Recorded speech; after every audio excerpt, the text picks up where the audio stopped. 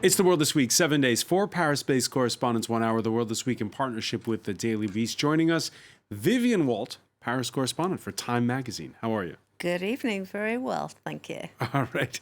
With us as well, Richard Verly, Paris correspondent for Swiss daily newspaper. Good evening. Le Temps. How are you? Fine. All right. Alexis Poulain, reporter and columnist, co-founder of The Modern World, the news website. How are you? Good, thank you. All right. And Patrick Smith, editor-in-chief of the Africa Report. Greetings. Greetings, Francois, and bonne année. Meilleur vœu. You can say Happy New Year in France Now, until January the 31st, which is great. okay. Oh, we I thought have, it was January 15. I've been told the 31st. The World This Week on Facebook and Twitter, hashtag World This Week. Speaking of New Year's, tough start to the year of the rat, the Chinese New Year. It's normally when 100 million travelers hit the road. This time it finds Beijing's forbidden city forbidden to tourists. Entire cities are under lockdown with passengers screened for signs of coronavirus fever, the outbreak being compared to the 2003 SARS virus that claimed nearly 800 lives, with cases already going beyond China's borders. And of course, the first thing you think about when you look at that, at the what's been going on since when December 31st, when the first case happened, is this is a big test for a country that has an entirely different standing, Vivian Wald, from the one it had back in 2003. Well, absolutely. I mean, the economy, of course, is vastly bigger. Chinese themselves are far more global. They're traveling everywhere. They've got enormous influx of people as well as outflows of people. I actually was just in Kuala Lumpur airport a few days ago where they were trying to screen people, but the challenges are immense, particularly given that it's Chinese New Year and that there are millions of people on the move around this region, not just in China, but really the entire region. We're up to 13 cities under lockdown. Does that reassure you? And no, I think it's extremely worrying. I think it means that they really are, extremely concerned about the proliferation and how wide it could go. All right. On Wednesday, Chinese state broadcaster CCTV reported on authorities from North China's Tianjin municipality checking the temperatures of passengers flying in from Wuhan City. Wuhan is the epicenter of that outbreak. At one point, a woman in those images is found to have a temperature of 37.7 Celsius. That's 99 Fahrenheit. She's escorted to quarantine. Now, when French television on Thursday spoke to expats flying home from Wuhan, well, it wasn't always the same story as you see in these images. There was no temperature check, nothing. In Wuhan, there were no checks. I could have boarded the plane with a fever of 42. No one would have noticed anything. Okay, so Viv is worried. Are you worried, Richard Verly, listening to that? Well, I think we've got to be worried because the scale of that possible epidemic is huge. And what is worrying is that at the moment, the WHO, the World Health Organization based in Geneva, seems to be maybe too cautious, too prudent. Some start to say that maybe they don't want to offend China.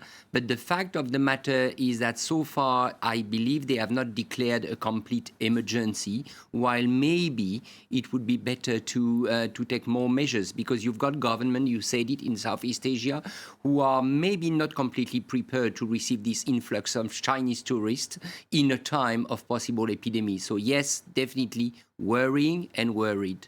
It's a tricky one for the World Health Organization because you can be too lax or you can overreact. In 2009, there was the H1N1 virus. I remember the French buying 50 million vaccines, which they then had to send back. Yeah, inefficient or useless. And well, in this case, I think that the Chinese have the right approach. But there's one thing about communication, what they pretend being doing. the date of the first outbreak. Are we sure of the date, or is it like months that we don't know? I'm very cautious about the regime on this, about the communication of what it's doing now. Maybe it's doing because it's too late somehow. So that's where I'm worried. And what they're doing right now is well over what the WHO is asking for with the quarantine and everything. So we could actually be not so worried, but what is worrying is the opacity of communication that we know out of China most of the time. Yeah, because that has been the charge level, that there was no or little communication before Monday when the country's president first spoke. And if authorities were accused of being slow off the mark, they're now going to great pains. We could show you a social media post by the government's Central Political and Legal Affairs Commission.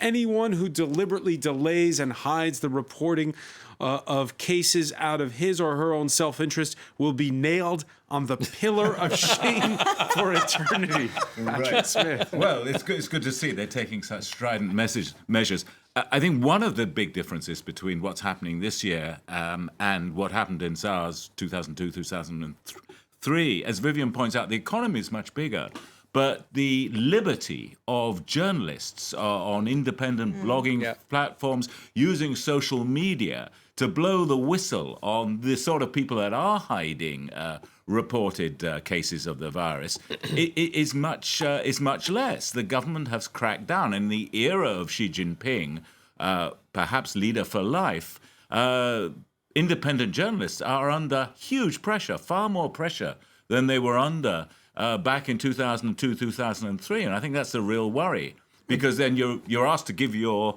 put your faith in the state, which in my view is never a good idea. And it puts the pressure in the hands of the man who has more power in his personal hands since any Chinese leader since Mao. That's right. I mean, we now have the thoughts of Xi Jinping, and we've now got the Xi Jinping approach to rampant viruses. And in a way, I think it raises the stakes, because how China reacts to coronavirus is going to be measured exactly as to how it reacted to the SARS virus. And I guess that's going to be the reporting and the fencing in of these cities and all the rest of it.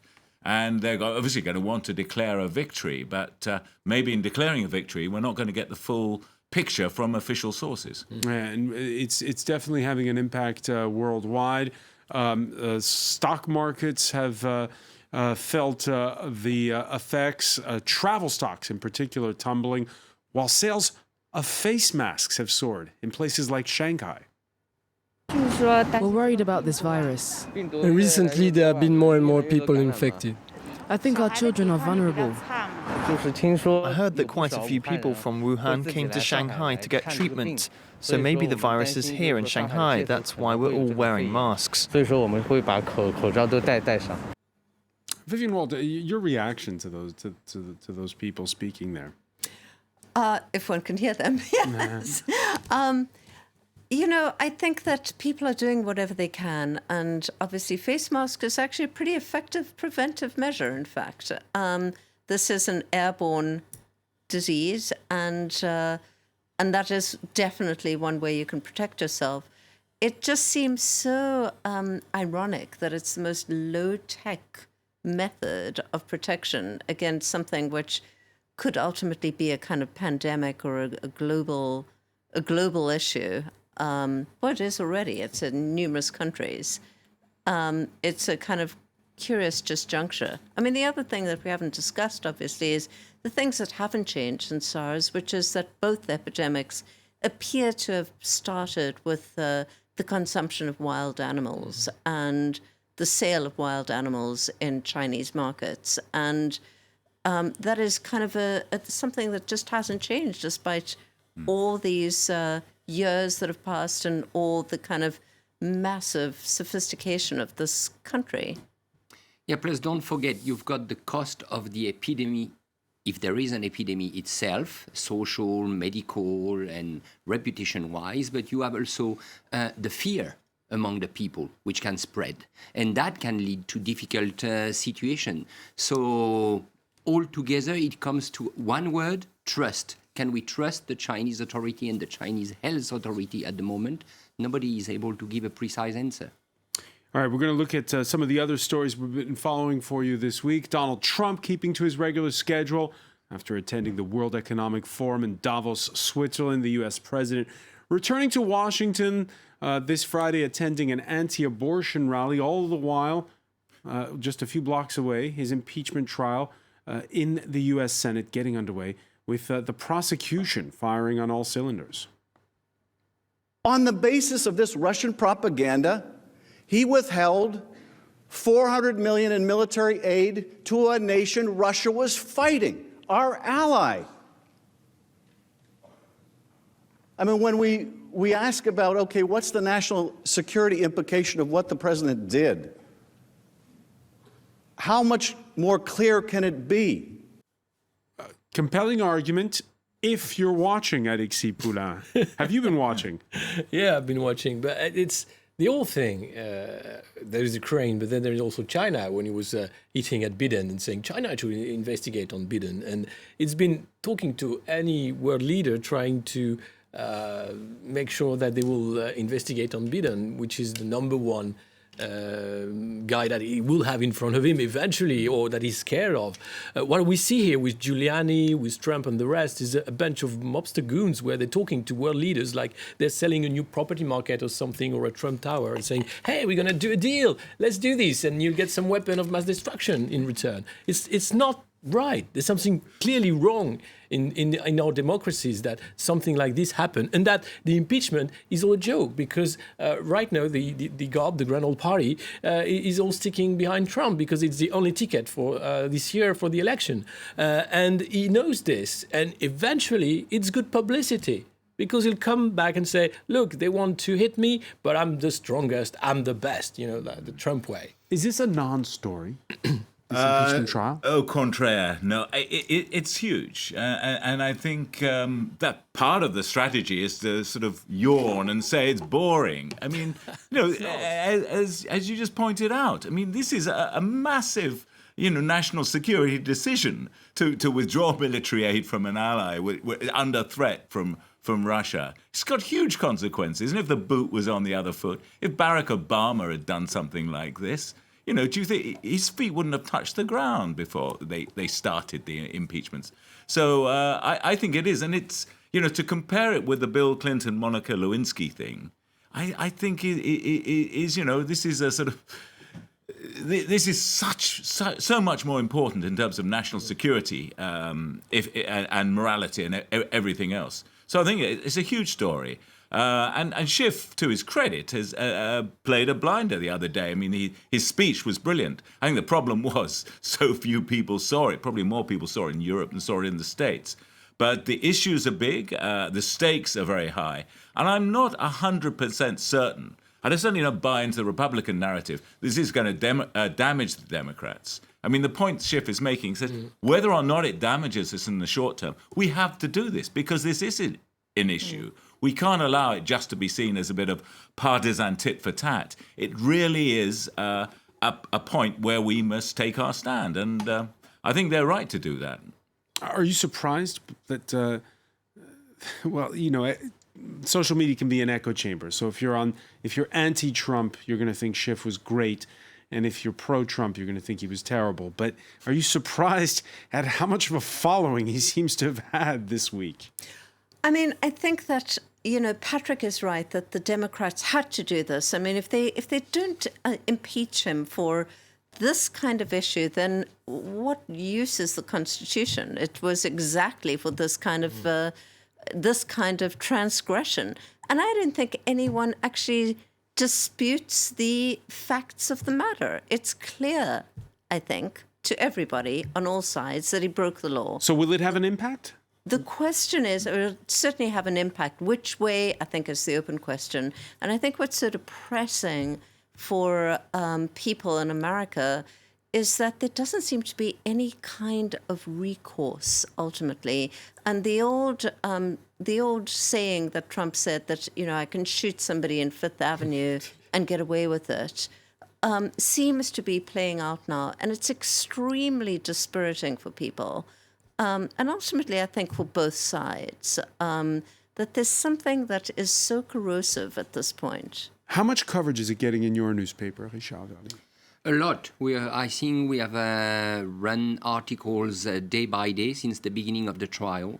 I'm not sure we all understand precisely what's going on because we have to re-explain every day how it works, the majority of the Senate being Republican. So it's not an easy trial to cover. And it's not easy to cover because, as you just said, Trump's strategy is clearly to say, I don't care. I don't bother. He was in Davos. Can you believe he was in Davos the very day the trial started in Washington? And then he is now leading this anti-abortion march. So we have here a pure communication strategy, which is to make the American believe, at least his camp, the pro-Trump camp, that whatever happened in this impeachment doesn't matter at all. And I believe it's very worrying because he is the president of the United States. And what is at stake is the Constitution. So the way he behaves, I believe, is not the way of a statesman should do. I think the problem is that the Democrats went with a very weak thing on this call. The big affair about Trump is the Russian meddling on the election. But there's no proof, or if there is, it's like in books, and there are some inquiries, but there's no proof that you can get. And what they had is very weak, and Trump knows this. It's just about Biden's son and the corruption of the elites in somehow. So it works as you said. If you look at it as an American citizen, a world citizen, you say, are democracies okay right now? Surely not. And this is a proof of it, because even a big democracy like the States, where you can say that there is powers fighting each other, or at least some counter-control, it doesn't work. It doesn't work anymore. And that is very worrying. Democracy's under threat? I think it's a test. And I've actually wanted to plug Vivian's mag for a moment. There was an excellent profile of Nancy Pelosi in that. And it really gets to the grit in this, that it wasn't lightly taken, this decision. Let's just leave aside partisanship for a moment. She agonized over it because, she's on the center right of the Democratic Party, because she looked at the tactics, she looked at the issue, and, there had been Democrats who were from the get-go calling for Trump to be impeached. But she took a long, long time, and she's done it forensically. She and Schiff have gone around, they've taken, these are the heavy hitter legal brains that have been working with, and they've taken it very seriously. So I think it's a big test of the democratic system. I don't think it's about to fold. The Senate, if the Senate doesn't convict Trump, I don't think it means the end of democracy in the US. No. Because ultimately, it's going to be decided in November. And the rest of the world is now thinking about what happens if he's reelected. When we come back, we're going to look at what the relationship will be like between the US and its traditional allies, particularly when it comes to trade. You're watching The World This Week.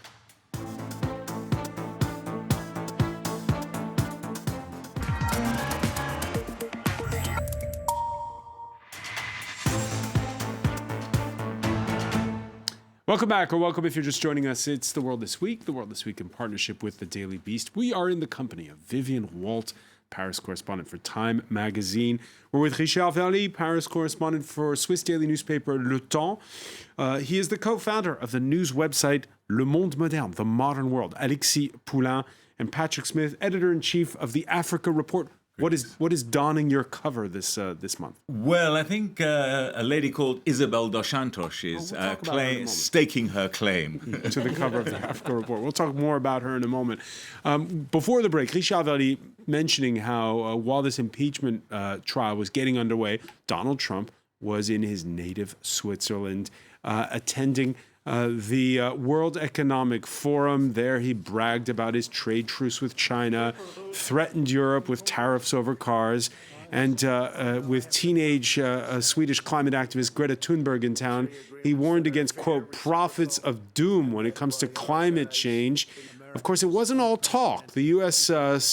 Treasury Secretary and his French counterpart declaring a truce in their feud over taxing digital giants in the countries where customers buy products online.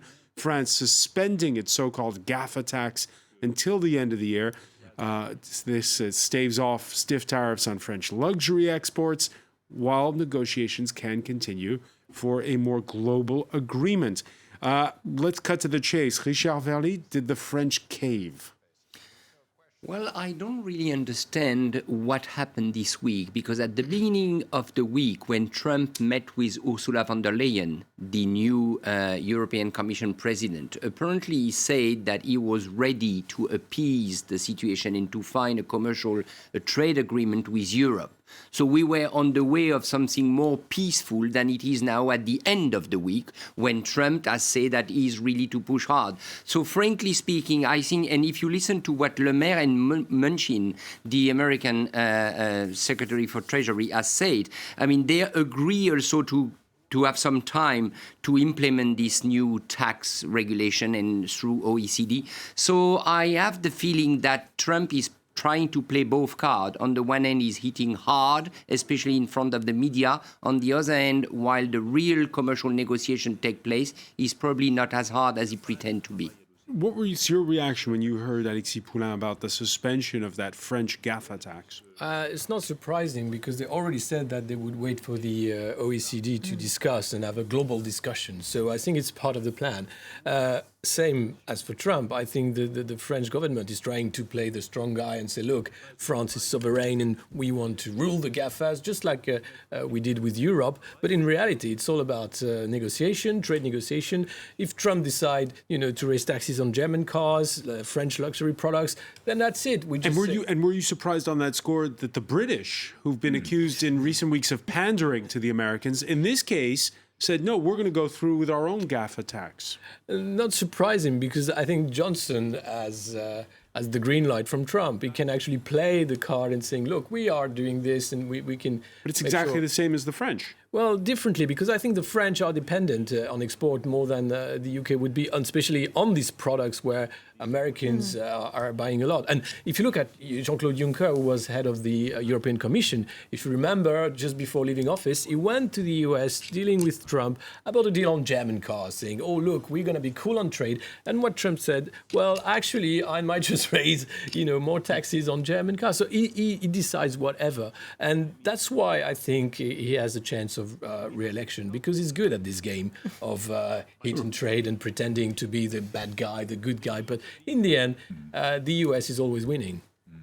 Well, you've just seen, the great trade war with China has ended up, in the view of most experts, certainly as a medium-term win for China over the US, despite Trump headlining it as another fantastic win.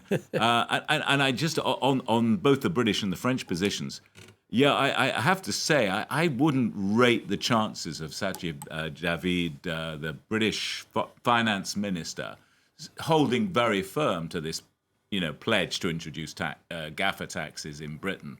I really don't see it. It's good posturing, because Johnson's biggest problem with his electorate at the moment is they think he's far too close to Trump. Yeah. So he's done everything he can, particularly before the last election, to distance himself from Trump. And so at this score, and, there'll probably be some sort of quiet late-night phone call over the Atlantic. Look, can you, let us a bit of slack on this, and we'll trade you some chlorinated chickens or some, private deals in the government National Health Service in Britain or something. I'm not convinced that this is a blow for British independence from America. Far from it. I think they'll cave, but just cave in a slightly different way from the French. But you get the sense in Britain, in France, all over Europe, public opinion is really turning against the taxes system the way it is now, and the way that these digital giants don't pay their fair share. And I think that's clear. I think that there is overwhelming public support for taxing tech giants like GAFA, like Google, Apple, Facebook, and Amazon. And that has been building steadily and really, I would say, like erupting in the last year. The Gilets jaunes demonstrations, I mean, just look everywhere. The notion that you have Amazon and Apple effectively paying zero taxes is just, it's an obscenity at this point. I think what the tech companies themselves have calculated is that the OECD will be very soft on them, they'll introduce a very low tax rate, and that it is far better for them to lobby the OECD. The big plenary meeting is next week. But it will be a revolution if they agree to it, though, because it will change for the first time in more than a century the way goods are taxed. Absolutely. We have a tax system that's was put in place in the 1920s. It's just absurd. I mean, ideologically, I can't see Trump agreeing to this OECD thing. I mean, if he's president for longer than November. Because if you think about it, it changes the basis of taxation. We're talking about an international body dictating rates of taxation and structures of taxation around the world. I mean, so where is national sovereignty there? I mean, until now, we've had national taxes decided by national parliaments, elected by national populations. Now we're going to have the OECD fixing rates of tax around the world, and this much is allocated. Fixing where you tax. So taxing where the consumers buy the goods rather than where you declare your profits. Yeah, sure. But that's still a principle which is being defined by an international organization. It's the first time, as far as I can see, an international taxation principle has been decided by an international organization.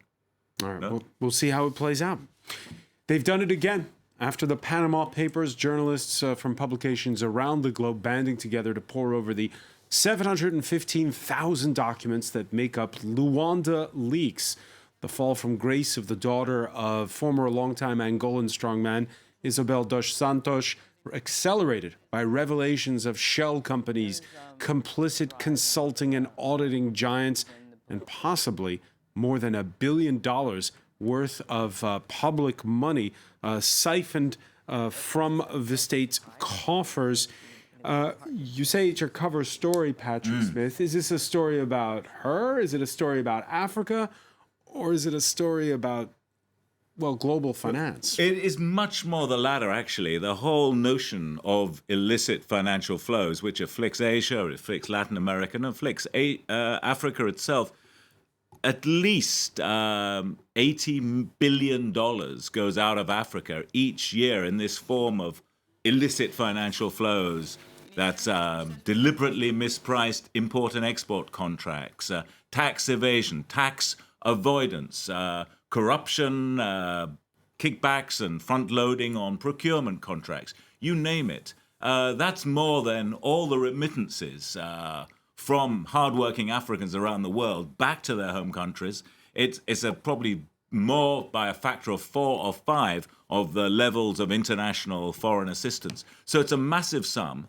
Much of it ends up in the treasuries or the dependencies of the West. I'm talking about places like British Virgin Islands, Jersey, Guernsey, all of these British-supported tax havens. France has its own, and the US has Delaware, of course. And they use these systems and structures, and facilitating this process are the big international companies. So it really is a multilateral process. It's not just about, the old leader and his, greedy family. It's part of that, but it's a lot of other things as well. And I think it's got to be seen in its international context if we're going to do anything about it. Well, I think it's the responsibility of the West as well, of having preferred the corrupt leader in Africa than the good men like Thomas Sankara or people who wanted to actually get the African people working for themselves.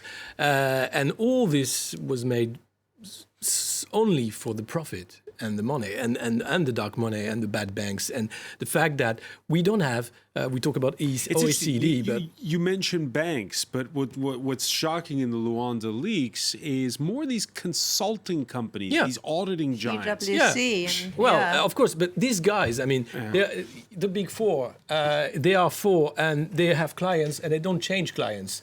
And I think their jobs is partly to just mingle with the figures and make sure it looks good, like Goldman Sachs did for Greek economy. And we ended up with the Greek crisis after the 2008 crisis. So these guys are banksters. They are actually corruption. They are playing with the corrupts because they know what they're doing. And they paid for this.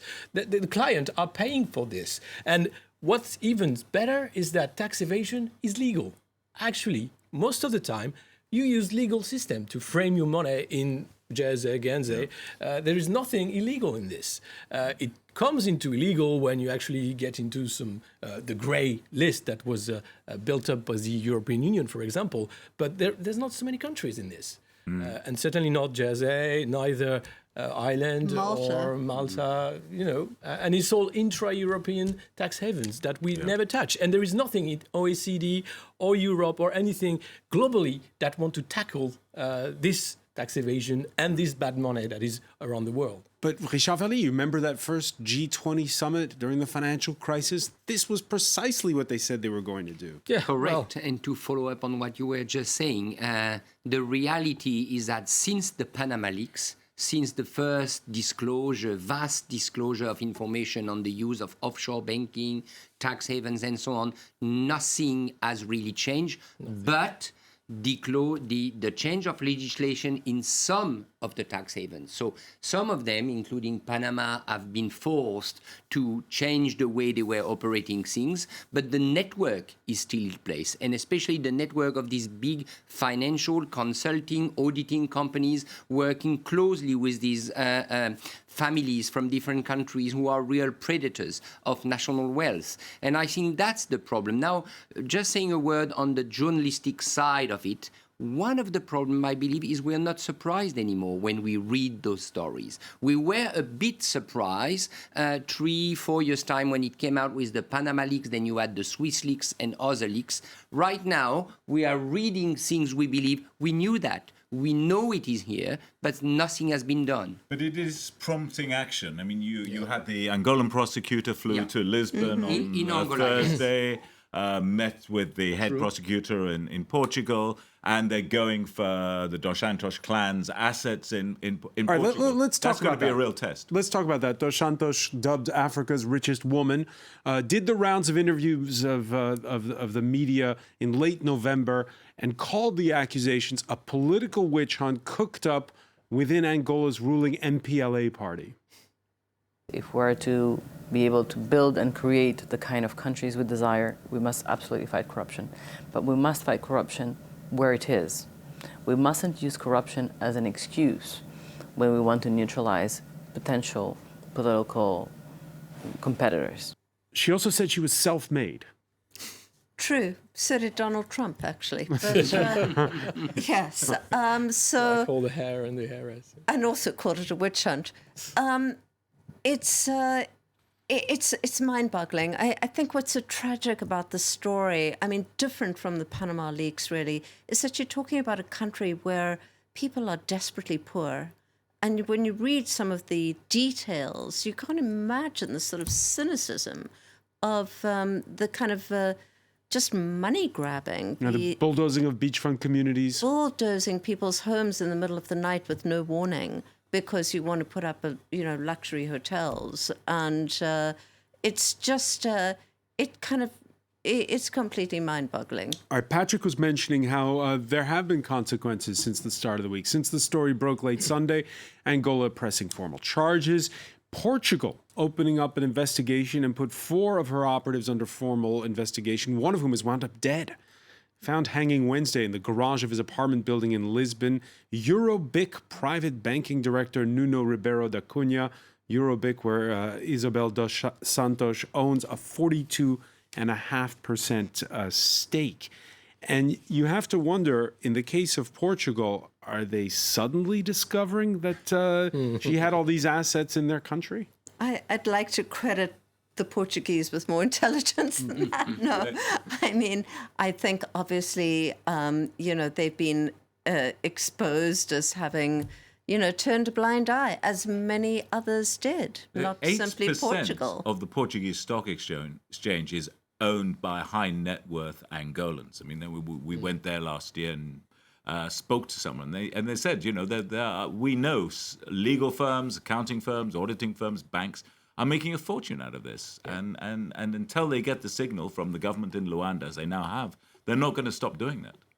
And plus, don't forget that Portugal was in dire straits back in 2008, 2010 because of the financial crisis in Europe. So at that time, clearly the Portuguese government had other matters to look after and did not want to see, and certainly not to limit the inflow of money from Angola, because they needed that money. All right. Before we go, it was the week Israel hosted some 40 world leaders for 75th anniversary commemorations of the liberation of the Auschwitz concentration camp. France's president showed up a day early and decided on a long tour of the old city. On that score, who says history doesn't repeat itself? Want me to go back to my plane and go back to France? Is that what you want? Then let them go and let them do. Guys, keep cool. Guys, hey, please, keep cool. In this place, we know perfectly, everybody knows the rules. I don't like what you did in front of me. Go outside. I'm sorry, but we know the rules. Nobody has to provoke, nobody, okay?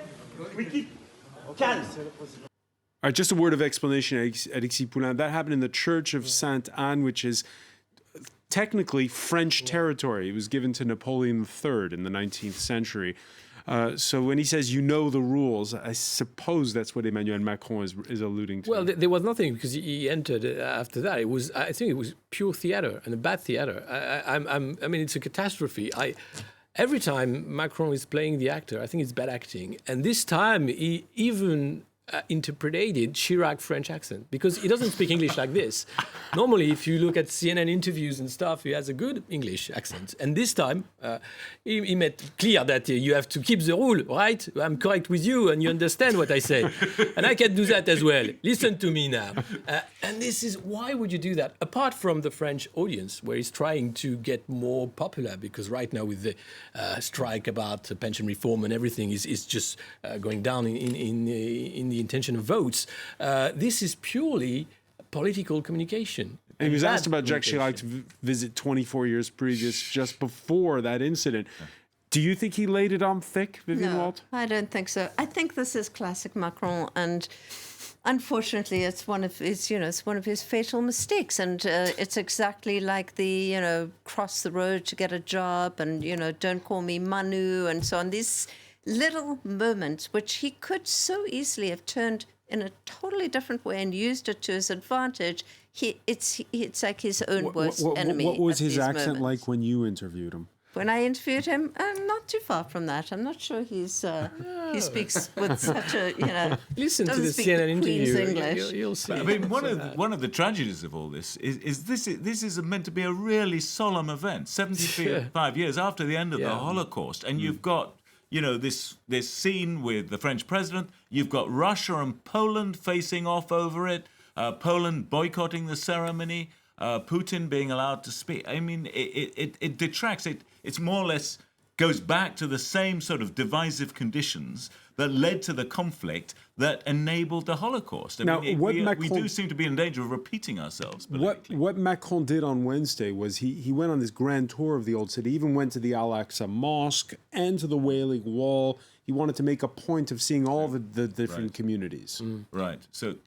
So yeah, I'm not accusing him of sort of like ramping it up, but it just seems to me the backdrop for this solemn occasion has been sort of a lot of political infighting, and well, of course, needless to say, Netanyahu is going to maximize the political kudos from this event. He's got his pal Putin in town and all the rest of it. But I just think it's being exploited by politicians. We're losing the essential gravity of the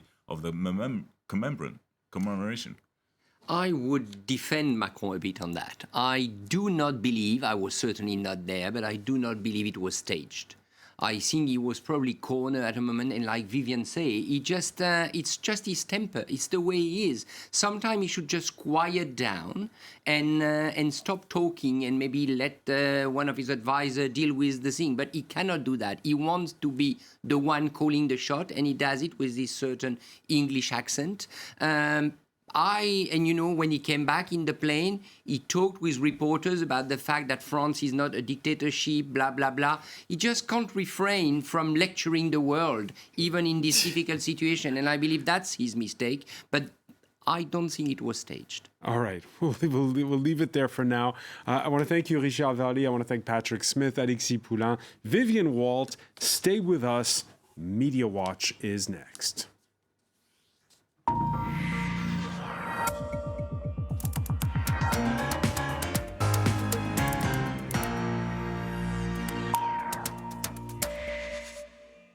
And we say hello to Nicholas Rushworth. Hello, how are you? Firing up the computer, go ahead. Macron, you've just been whipping him slightly, I thought there. And we have a little of a post situation regarding that trip where Macron doesn't know what dictatorship is. There's a hashtag out there, dictature, dictatorship, and it's all to do with Le Monde and the article in that paper saying that on his flight back from Israel with those commemorations, as you were discussing, he said to 3 reporters, it's as if there's an idea out there that there's no democracy, that what we're seeing is this violence. There's some idea that we live in a dictatorship. A dictatorship has taken over. And he uses those words, try a dictatorship, go and see for yourselves, which, of course, has released Twitter fury. There you've got the union, the CGT responding, saying, try dictatorship for yourself. Well, our reply is, you can see that a dictatorship is where one person decides everything, and of course that the union's slamming him, accusing him today with the Eiffel Tower closed, with strikes and protests continuing across France. One flash mob in the Gare de l'Est this afternoon kind of contradicts all that idea that somehow France is in a dictatorship, with Macron perhaps there, as you were in your discussion, saying that he's not getting the right tone because there is this kind of... Play it again for us there. Some of the memes out there are him morphed into Kim Jong-un as being a dictator. But meanwhile, in one of the main railway stations, we've got people enjoying themselves, women saying no to his pension reform plan. So what is it? Macron always below 40% in popularity polls. Trump always above 40%. So that's a contrast between two styles. I want to go to something completely wildly different from your many discussions in this debate, to the Dolly Parton challenge, which has been the hit meme of the week. Dolly Parton, the singer, sent out this tweet, get a woman who can do it all. And she showed herself in business attire with LinkedIn, then with Facebook, being soft and sensual, and then further down, Tinder. There you can see. So she says, she presents the 4 pictures, and this was a challenge actually to everyone out there to do the same thing as her, and loads of people did. Will Smith got in the act on Instagram, revealing all. We've got here the Musée d'Orsay, which actually did it, and it had a naughty picture as well, a photo for Tinder there. It really is a picture. It's a photograph. It is, yeah, in the Musée d'Orsay. Okay. The sporting stars of World Rugby got in the act. Tinder there, not too inviting, I thought. Depending on your taste. This one is not Roger Federer. He's too busy in Australia at the moment, but someone else did that one for him. And the winner is, one magazine, Blast, actually decided that the winner was Janet Jackson, who had this sensational, actually, look at that, fabulous picture of rising to the Dolly Parton challenge. With not Macron, not dictatorship. Lots of fun out there. Many thanks, Nicholas Rushworth. A challenge met in this case. I want to thank our panel once again. Thank you for joining us here in The World This Week.